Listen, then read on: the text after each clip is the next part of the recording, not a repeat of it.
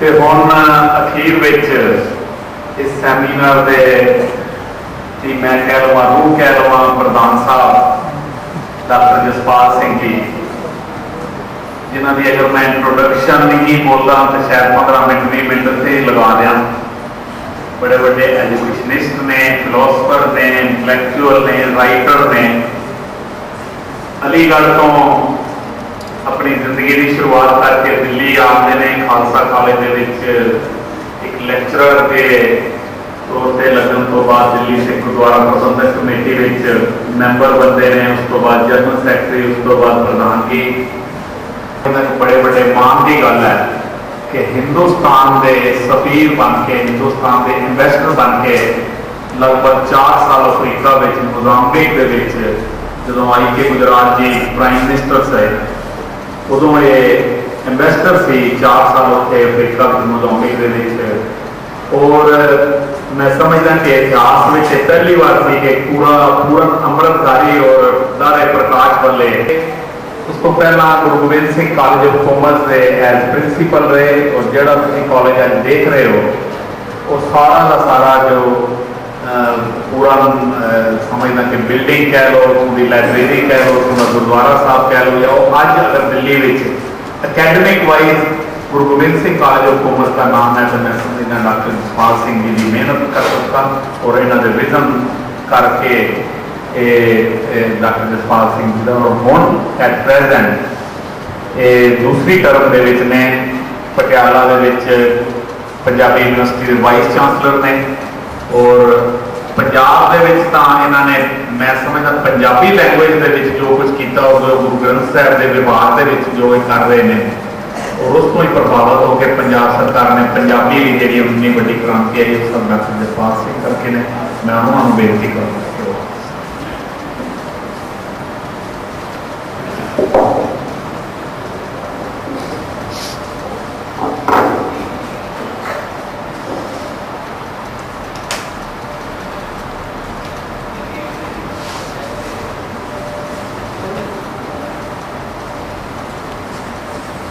सब तो पहला मैं गुरुद्वारा साहब के प्रधान साहब सरदार जगजीत सिंह जी भाटिया, सरदार अमरजीत सिंह जी जनरल सकत्तर साहब, गुरमत कॉलेज के चेयरमैन हरिंदरपाल सिंह जी और इतों की समूह गुरुद्वारा प्रबंधक कमेटी और संगत और अज के सेमीनार हिस्सा लैन वाले सारिਆਂ ਨੂੰ बहुत बहुत मुबारक देना। इस गल की कि तुसी साहिब श्री गुरु ग्रंथ साहब बारे उस सेमीनार का आयोजन किया है और मैं बेहद खुशी है कि सू मौका दिता है कि आके थोड़े रूबरू होने का और बहुत विविधता वाले जोड़े विचार ने वो तुसी सरवण किए ने। हरिंदरपाल सिंह जी तो शुरू करके और फिर भावना मलिक होई और फिर गुरु नानक देव यूनिवर्सिटी के गुरशरण जी होरां दे विचार श्रवण किए हैं और मैं बहुत चंगा लगे इतने आके तो मैं दिलों सारे का बहुत बहुत धन्यवादी हाँ। मैं सिर्फ दुखता यह है कि मैं घट बोलना कि ज़्यादा बोलना ये विचकार मैं फसिया होया। मैं देखता कि किस तरह का मौका बनता है। जिहड़ा सेमीनार जिस विषय से असी कर रहे हैं वो साहिब श्री गुरु ग्रंथ साहब बारे है और गुरु ग्रंथ साहब की महत्ता अज के दौर में अज के संदर्भ में सिक्ख्यावां की लोड़ ये साडा मेरे ख्याल से मुख्य मकसद है आज के सेमीनार का। देखो धर्म ग्रंथां का इतिहास में अपना एक मुकाम है, एक अपनी परंपरा है धर्म ग्रंथों की और जिन्हें भी धर्म ग्रंथ ने वो अपनी अपनी थान से मनुखी जीवन को सेध देते हैं और एक धर्म ग्रंथ का दूजे धर्म ग्रंथ नाल मुकाबला करना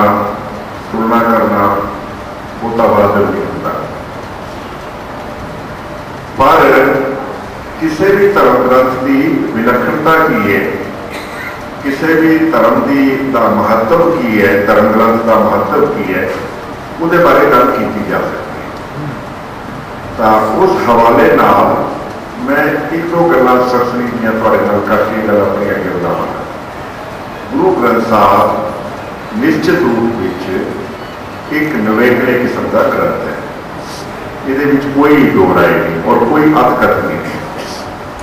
सब तो पहली गल, शायद दुनिया का एको एक ग्रंथ है जिसनों गुरु पद प्राप्त है, जिसनों गुरु का रुतबा प्राप्त है। वो सामने लिखे है, गुरु ग्रंथ की मान्यो प्रगट गुरा की देह, ए विजिबल बॉडी ऑफ दी गुरु, प्रगट गुरा की देह। ये रुतबा जोड़ा है ये साहिब श्री गुरु ग्रंथ साहब को प्राप्त है। इस करके उसका एक नवेकला स्थान है धर्म ग्रंथों की परंपरा। और शायद इसे रुतबे लिए जे तुम सवेरे जो गुरु ग्रंथ साहब का प्रकाश होता है दरबार साहब और तुम टैलीविजन में देखते होवोगे किस विधि नाल गुरु ग्रंथ साहब का प्रकाश किया जाता है, क्योंकि उसका रुतबा जोड़ा है वो गुरु है। एक विशेष रख रखाव की विधि निश्चित है, एक विशेष किस्म की जोड़ा है विधि विधान बनाया गया है। सवेरे सवखते गुरु ग्रंथ साहब का प्रकाश किया जाता है और शाम को सुखासन किया जाता है, विधि है। फिर गुरु ग्रंथ साहब के विचों हुक्मनामा लिया जाता है, उसको हुक्मनामा किया जाता है। फिर गुरु ग्रंथ साहब के सन्मुख खड़े होकर अरदास की जाती है। फिर गुरु ग्रंथ साहब की हजूरी में कीर्तन किया जाता है। फिर गुरु ग्रंथ साहब की हजूरी में दरबार लगता है। ये सारा विधि विधान और उच्चे स्थान से जोड़ा है वो विराजमान किया जाता है। उसके ऊपर चंदोआ ताड़िया जाता है, उसके ऊपर सुंदर पोशाका पहनाया जाता है। माइक चलेगा? मेरे ख्याल मेरी आवाज जा रही है। उसके ऊपर चंदोआ ताड़िया जाता है, उसके ऊपर चवर की जाती है। ये सारा विधि विधान जोड़ा है, ये सारा रख रखाव और इसकी रख रखाव की मर्यादा जी है वो इसलिए है क्योंकि वो विजिबल बॉडी ऑफ, क्योंकि वो प्रगट गुरा की देह। इस वास्ते एक खास गुरु ग्रंथ साहब का विलक्षण गुण है जोड़ा एक नवेकले ग्रंथ की तरह स्थापित करते हैं। दूसरी गल, अगर असं गुरु ग्रंथ साहब की बनतर उसका स्ट्रक्चर अगर देखिए तो वो भी अपने आप में नवेकला है। जिदा कहा भी गया है कि गुरु ग्रंथ साहब सिर्फ गुरु साहिबान की बाणी शामिल नहीं, गुरु ग्रंथ साहब बाबा फरीद बैठे हैं, गुरु ग्रंथ साहब भगत कबीर बैठे हैं, गुरु ग्रंथ साहब नामदेव जी बैठे हैं, गुरु ग्रंथ साहब रविदास जी बैठे हैं, गुरु ग्रंथ साहब भगत कीर्तन बैठे हैं, गुरु ग्रंथ साहब सतना भगत जी बैठे हैं। मैं ना नहीं जावा तो 15 भगत तक मैं जा सकता। और उसके अलावा गुरु ग्रंथ साहब की घटा की बाणी साहिब गुरु ग्रंथ साहब की शामिल है। तो मेरा कहने तो मुराद, मेरी कहने तो मुराद ये है कि ये गुरु ग्रंथ साहब का स्ट्रक्चर देखिए और उसके कंट्रीब्यूटर्स देखिए जो बाणीकार ने, जिन्हों की बाणी गुरु ग्रंथ साहब में शामिल है। तो एक नवेकले किस्म का जोड़ा है वो सानू आभास होता है कि गुरु ग्रंथ साहब कुछ वक्रे किस्म का, कुछ नवेकले किस्म का ग्रंथ है। मैं तुहानू छोटी जी घटना सुनावा। असी गुरु ग्रंथ साहब का अंग्रेजी ट्रांसलेशन देने वास्ते गए सी, जेडे साडे पुराने राष्ट्रपति अबुल कलाम ने। उन्होंने असी कहा कि असी ये तुहानू दे रहे हैं, 3-4 दिन बाद समागम करके राष्ट्रपति भवन च असी इसको जारी करना चाहते हैं। तो वो राष्ट्रपति पढ़न लिखने वाला राष्ट्रपति, वो कहता मैं पढ़ लूँ एक बार, मेरे को बहुत ज़्यादा पता नहीं है गुरु ग्रंथ साहब का। असी एक नोट भी दे के आए कि गुरु ग्रंथ साहब की आपको गल्लां की है। जो 3-4 दिन बाद राष्ट्रपति भवन च समागम, छोटा जिहा समागम सी, उस समागम प्रेसिडेंट अब्दुल कलाम जी हाईली इमोशनल मोड विच मैं उन्होंने देखा। कहते मेरे को नहीं पता था इसमें बाबा फरीद की बानी है। Is it sure? Does it contain the verses of Baba Farid? मैं पढ़िया, मुझे पता लगे ठीक है, हाँ जी बाबा फरीद की बानी है जी। तो एक किस्म का उधर उन्होंने मन में होर किस्म की भावना उन्होंने मन में गुरु ग्रंथ साहब बारे आई जो उन्होंने पता लगे कि बाबा फरीद की बानी भी शामिल है। ये गुरु ग्रंथ साहब के स्ट्रक्चर की वो कंट्रीब्यूटर्स की जी विलक्षणता है ध्यान। मैं पाकिस्तान गया, सूफी साहित्य के एक सेमीनार से, एक मौलाना जी बिल्कुल मेरे नाल बैठे हुए सामने, वो मेरे साथ गल ही नहीं कर रहे, उन्होंने लगे पढ़े नहीं और मनु लगे कि बंदा VIP है, मस्ट बी ए मिनिस्टर या मैंबर पार्लीमेंट है, पर मेरे साथ गल नहीं कर रहा, मुँह दूजे पासे। मैं कि कोई नहीं, तू नहीं करता, मैं भी नहीं करता। उदों बाद जो स्टेज से अनाउंस हुई कि भाई भारत को डॉक्टर जसपाल सिंह आए ने स्टेज से आन को समागम की प्रधानगी करेंगे, नाल उन्होंने मुला जी का भी नाम ले लिया, वो आके फिर मेरे नाल बैठ गया, फिर वह मुँह पूरब को मेरा पश्चिम। मैं बड़ा दुखी, मैं क्या मेरे को पता नहीं क्यों गुस्से है। उदों बाद मेरा नंबर आया बोलने का, तो मैं उन्होंने सोच के नहीं, मैं बोलना ही बाबा फरीद के। जब मैं सुनाया कि दिलों मोहब्बत जिन सही सच्चिया, जिन मन हो से काटे कच्चिया, रत्ते इश्क खुदाए रंग दिदार के, विसरिया जिन नाम से पोए मार दिए। जब मैं सुनाया कि शक्कर खंड निवास गुड़ माखियो मझा दुध, सदे वस्तु मिठिया रब न पूजन दुध। जब मैं सुनाया कि कड़िए चिकन दूर घर नाल प्यारे ने हो, चला तक जे कमली राह कुत्ते ने हो, जो सिजो कमली अलो रस्ते में हो, जाए मिला चला सजना मेरे कुत्तो नहीं हो।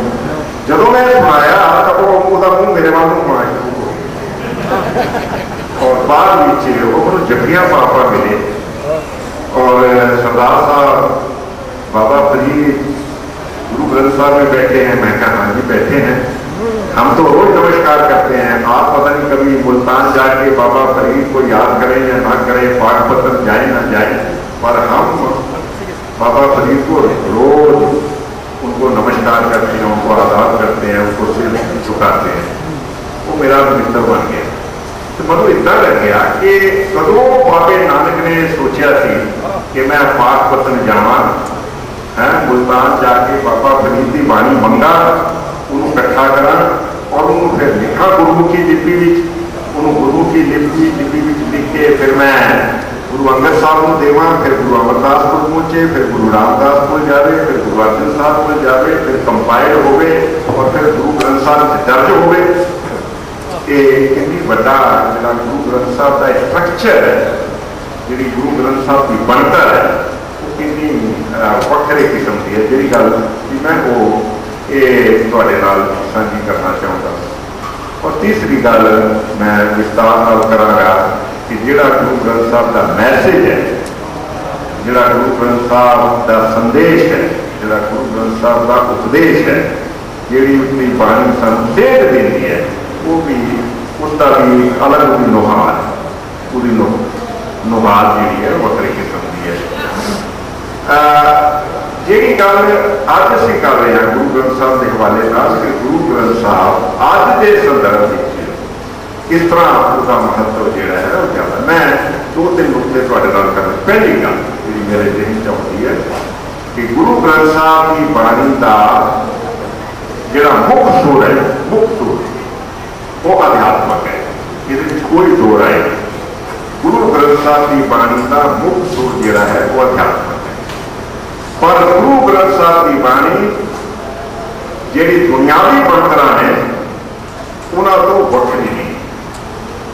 गुरु ग्रंथ साहब की बाणी राज बारे गल करती, गुरु ग्रंथ साहब की बाणी समाज बारे गल करती, गुरु ग्रंथ साहब की बाणी मनुख बारे गल करती है। इसलिए गुरु ग्रंथ साहब की बाणी बहुत प्रासंगिक है, उसका बहुत महत्व प्राप्त होया अज के दौर अध्यात्मक सेध उहदे चों मिलती है। मुख सुर अध्यात्मक है, कभी नहीं इस गल नूं आपां इसकी महत्ता नूं किसी तरह भी अपना घटा सकते। अध्यात्मक सुर मुख है, पर गुरु ग्रंथ साहब की बाणी साडी दुनियावी जो साडियां बनतरां ने इस दुनिया में ਜਿਹੜੀਆਂ बनतरां ने जिद्दां बीबी जी ने गल की औरत का की रुतबा होवे। जे गुरु ग्रंथ साहब ने सिर्फ कहना है कि ध्यान लगाओ परमात्मा च लीन हो जाओ बस इस तो बाद कुछ नहीं, तो फिर औरत बारे बोलने की लोड़ नहीं। जे सिर्फ से सिर्फ अंतर ध्यान होके अपने प्राण उत्ते चुक के और परमात्मा के चरणों में मिल जाना, जिसनों ट्रेडिशनल रेट मैं गल कह रहा, तो गुरु साधु बाबर के बारे बोलने की लोड़ नहीं। पाप की जंज लैका वालों पाया चूड़ी मंगे दान के लालो है, या ये कहने की लोड़ नहीं सी सर्व धर्म लोए शब्द लोए कूल किले प्रधान वे ला लो, या खुरासान खसमाना किया हिंदुस्तान डराया आपे दोस्त ने दे करता जमकर मुगल चढ़ाया इसकी मार गई कोरोना ने तैंती दर्दना कहने की लोड़ नहीं थी। क्योंकि गुरु ग्रंथ साहब का चिंतन जोड़ा है संपूर्ण चिंतन है। संपूर्ण गुरु ग्रंथ साहब का चिंतन जोड़ा है वो जोड़ा है अध बोलता नहीं है, संपूर्ण धर्म चिंतन है। वो आध्यात्मिकता के नाल जिहड़ी दुनिया के लेवल से दुनियावी बनतरां जिहड़ियां ने उन्हां बारे गुरु ग्रंथ साहब बहुत सुचेत है, बहुत सुचेत है। और कई बार इस तरह लगता है कि गुरु ग्रंथ साहब ने खुरासान माना कह के गल छुड़ा ली, नहीं ऐसी गल नहीं है।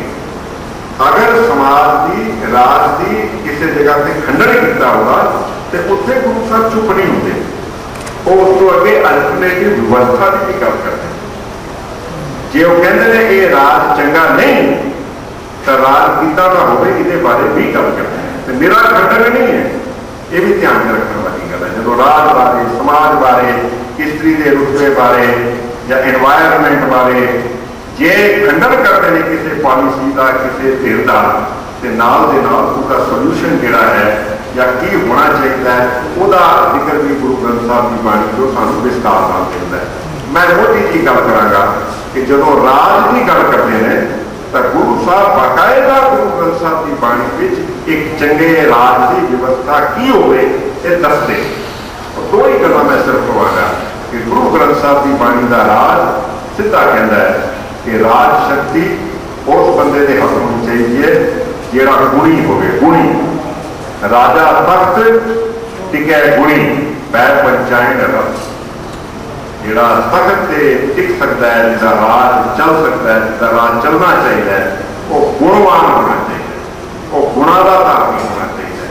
और गुण केड़े वो चरित्र के गुण होने चाहिए, चरित्र के गुण होने चाहिए, करैक्टर का जोड़ा है उच्चा होना चाहिए। तो गुरु साहब जो बाबर की गल करते हैं, जो लोधियां की गल करते हैं, तो ये नहीं कि उन्होंने राज का खंडन करके चुप हो जाते नहीं, वो गल अगे तोड़ते हैं कि मैं ऐसी राज व्यवस्था चाहूँगा जिस राज में राजा गुणवान होवे, राजा चरित्रवान हो। पर याद रखना जे राज शक्ति चरित्रवान लोगों के हथ में आ जाए तो सारे मसले ना हल हो जाए। जी असीं कहते हैं करप्शन हो गई, ये हो गया, वो हो गया, वो दुनिया भर के स्कैंडल हो गए। जे गुणवान होवे, गुणी होवे राजा और चरित्रवान होवे तो बहुत समस्यावां हल हो सकती। पर इतने बस नहीं की गुरु साहब ने जिक्र भी होया है, उन्हें क्या खाली राजा चरित्रवान होवे या राजा गुणवान होवे काम बनने वाला नहीं, प्रजा ज्ञानवान होवे।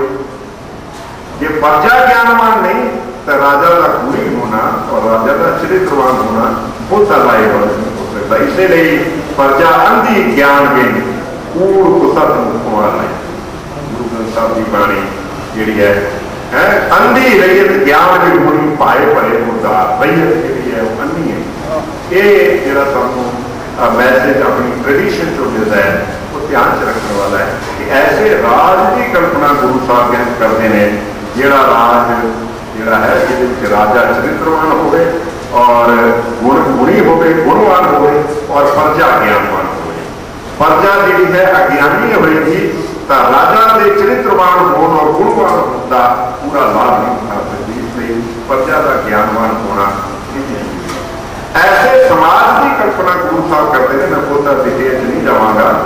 ऐसा समाज गुरु साहब चित्रते हैं, गुरु ग्रंथ साहब की बाणी को बड़े उदाहरण दिए जा सकते हैं।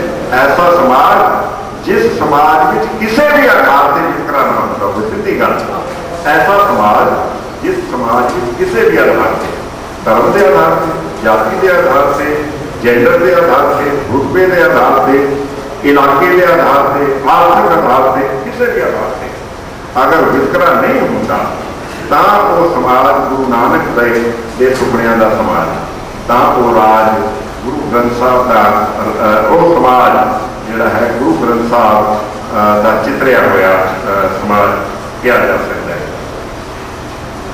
तो मेरी पहली गल जी गुरु ग्रंथ साहब बारे बनती है वही है कि गुरु ग्रंथ साहब का मुख सुर अध्यात्मक है, पर गुरु ग्रंथ साहब दुनियावी बर्तन बारे सुचेत कमेंट नहीं करता।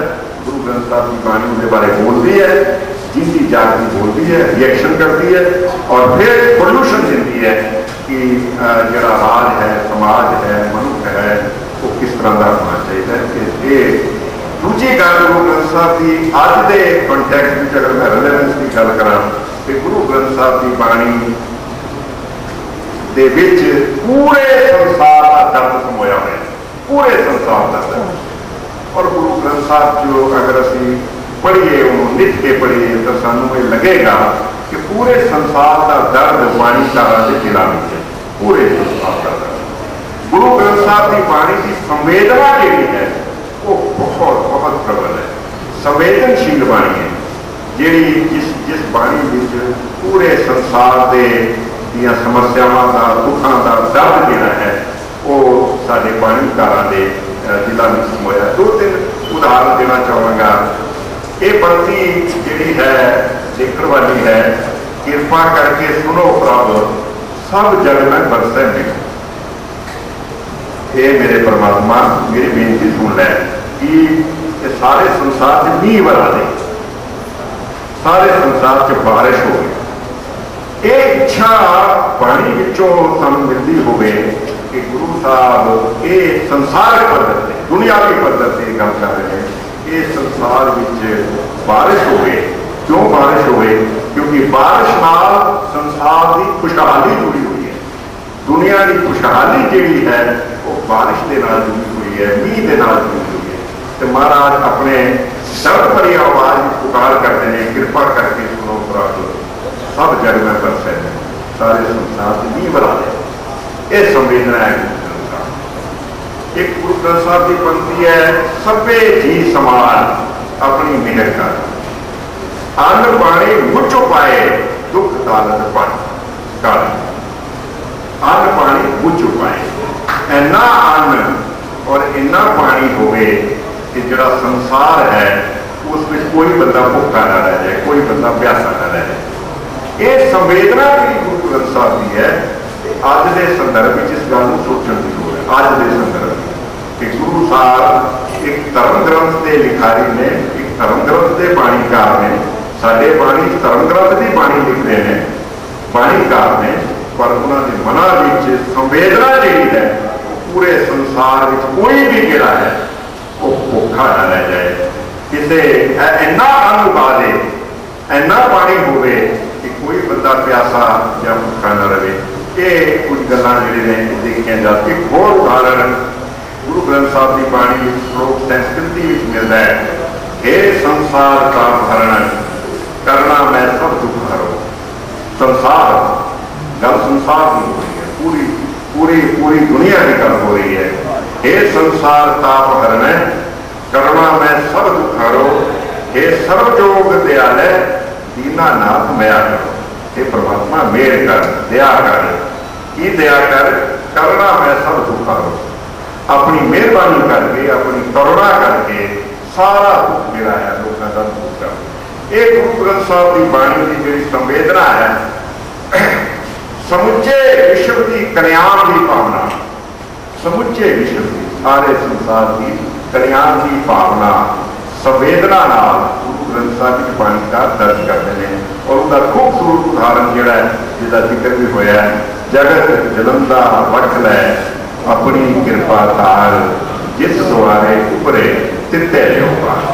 मेरा ये कोई झगड़ा नहीं कि ऐसे राह नाल जिहड़ा है लोगों का उद्धार करना ना, किसी भी तरह किसी भी विरोध नाल कोई भी राह होवे, पर जगत चलता रख इस संसार की जिहड़ी है वो बेहतरी हो जाए। एक गुरु साहब की संवेदना है, जिहड़ी गुरु ग्रंथ साहब की संवेदना है, इसको अज के संदर्भ में मैं समझना कि सोचना बहुत जरूरी है कि गुरु ग्रंथ साहब गुरु ग्रंथ साहब की बाणी में पूरे संसार का दर्द जिहड़ा है, पूरे संसार की समस्या समुचे रूप में जी है वो उसके प्रति गुरु साहब की संवेदना जी है वो बाणी के ऊपर। एक गल होर मैं कहनी चाहूँगा कि गुरु ग्रंथ साहब मेरे लिहाज नाल एक ऐसा टेक्स्ट है जिसकी नेचर ग्लोबल है, जिसकी नेचर ग्लोबल है। और मैं लंबी गल ना करा, समय की गल ध्यान च रखिया हुआ गुरु केड़ा टेक्स्ट ग्लोबल होता, मैं कई बार समझता किस बाणी को ग्लोबल किया जा सकता। आप ए बाणी, बी बाणी, सी बाणी, सारिया बाणियां रख के अभी कह सकते हैं कि केड़ी बाणी ग्लोबल है। तब पहली गल तो यही बनती है जेड़ी बाणी सारी लुकाई का दर्द अपने हिस्से में समो के रखे और फिर उसके हल प्रति सुचेत यत्नशील हो गए, वो बाणी ग्लोबल है, वो बाणी ग्लोबल है, वो बाणी सारे संसार की है। या एवं कह सकते हैं टेक्निकल टर्म में जेड़ी बाणी ट्रांसेंड कर जाती हो, पारगामी हो, जेड़ी बाणी किसी दीवार को ना मंदी हो, किसी बंधन को ना मंदी हो, वो बंधन जात का हो, बंधन धर्म का हो, बंधन मुल्क का हो, कोई हदबंदी ना मने जी बाणी, वो बाणी ग्लोबल। और उस लिहाज नाल जी है मैं कह सकता कि गुरु ग्रंथ साहब की बाणी ग्लोबल है। उसकी नेचर, उसका स्कोप, उसकी नेचर, उसका स्कोप जोड़ा है वो ग्लोबल है। और कई बार मैं कहता कि गुरु ग्रंथ साहब की बाणी इनक्लूसिव है। आज बड़ी इनक्लूसिवनेस की गल हो रही है कि जोड़ा इंक्लूड करे अपने आप में, क्योंकि साडी फितरत है असी दूर करते हैं। तू छोटी जात है बाहर निकल जा, तू औरत है तू इस घेरे चो बाहर निकल जा, तू तेरा रुतबा छोटा है तू बाहर निकल जा। साडी फितरत है कि असीं लोगों को बाहर करते हैं। और जिहड़ा इनक्लूसिव होवे, जिहड़ा अंदर बुलावे, जिहड़ा कलावे च लवे है, जिहदा घेरा वड्डा होवे, जिहड़ा बाहां फैलाए कि तू भी मेरे घेरे च है, इहो जी बाणी है गुरु ग्रंथ साहब की, जिहदा घेरा, जिहदा कलावा बहुत बड़ा है। और मैं एक उदाहरण इस बारे ध्यान से ज़्यादा चंगा होएगा। आशा दी वार एक फरमान मुझे बहुत अच्छा लगता है, और वो फरमान जोड़ा है गुरु ग्रंथ साहब की जी ग्लोबल नेचर है और ग्लोबल स्कोप है गुरु ग्रंथ साहब का, उसकी वजाहत करता है। पुरखा, बिरखा, तीर्था, तटा, मेघा, खेता, दीपा, लोआ, मंडला, खंडा, मरपंडा, अंडज, जेरज, उत्कुजा, खानी, सेतजा, सो जाने नानका, सरा मेरा जनता, नानक जन तो पाए के सम्माले सबना। एक गुरु ग्रंथ जिन करते करना किया चिंता फिक्र नहीं। मनुखा रुखा ध्यान रखना, जिहड़ा गुरु ग्रंथ साहब का ग्लोब कितना बड़ा है और उसकी दृष्टि जी है कितनी विशाल है। मनुखा, रुखा, तीर्था, नदियां, बदला, टापुआ, लोका, मंडला, खंडा, ब्रह्मंडा, चारे खानियां, अंडज, जेर, उत्पुजा, खानी से सजा, समुद्र, पहाड़ा में बसने वाले जीवा की गिनती का अंदाजा को परमात्मा आप ही जानता है। और गुरु ग्रंथ साहब के ग्लोब में सब कुछ शामिल है। इन्ना बड़ा जोड़ा घेरे वाला जोड़ा ग्रंथ है, निश्चित तौर पर मैं कह सकता कि वो कंसर्न जोड़ा है वो ग्लोबल है, उसकी नेचर जी है वो ग्लोबल है। और अज की दृष्टि में जो असी ग्लोबलिज्म की गल करते हैं, जो असी ये कहते हैं कि ग्लोबल व्यू जोड़ा है नवा है, वो पहला आशा दी बात का पुरखा, मीठा, तीर्था, तटा, मेघा, खेता पढ़ लवे। अज की ग्लोबल व्यू में भी जो कुछ शामिल है उसके बारे फिर कभी गल करांगे। एक दो गल्लां होर मैं कहनियां चाहांगा। जदों असीं प्रासंगिकता की गल करते हैं, ਜਾਂ ਗੁਰੂ ਗ੍ਰੰਥ ਸਾਹਿਬ ਦੀ ਲੋੜ ਔਰ ਗੁਰੂ ਗ੍ਰੰਥ ਸਾਹਿਬ ਦੇ ਮੈਸੇਜ ਦੀ ਜਿਹੜੀ ਰੈਲੇਵੈਂਸ ਦੀ ਗੱਲ ਕਰਦੇ ਆ, गुरु ग्रंथ साहब का मैसेज हमेशा रेलेवेंट है और आने वाली पुछता हमेशा उसको रेलेवेंट रहेगा, क्योंकि गुरु ग्रंथ साहब की बाणी समय और काल को परा नहीं कर है। इस वास्ते उसकी रेलेवेंस हमेशा रहेगी, लोग हमेशा उसको रोशनी लेते रहेंगे और हर किस्म की समस्या जी है उसका किसी न किसी रूप में उत्तर जोड़ा सू गुरु ग्रंथ साहब। मैं इतने दो छोटिया गल्लां करनियां चाहांगा, बहुत छोटे छोटे। एक अज के संदर्भ में मैं कह सकता कि गुरु ग्रंथ साहब ने एक बहुत बड़ा काम किया है कि धर्म को नवे अर्थों में परिभाषित किया है। धर्म को नवे अर्थों में परिभाषित गुरु ग्रंथ साहब ने किया है। गुरु ग्रंथ साहब पातशाह ने रब को भी नवे अर्थों में परिभाषित किया है और ये आज के दौर में इस गल की बहुत सख्त लोड़ है कि धर्म को सही अर्थों में समझा जाए, धर्म के संकीर्ण अर्थ न किए जान और रब को सही अर्थों में समझा जाए। जे मैं गुरु ग्रंथ साहब की बाणी जो मैं पढ़दा तो मैं धर्म के अर्थ जोड़े ने वो सही रूप में समझ आते हैं।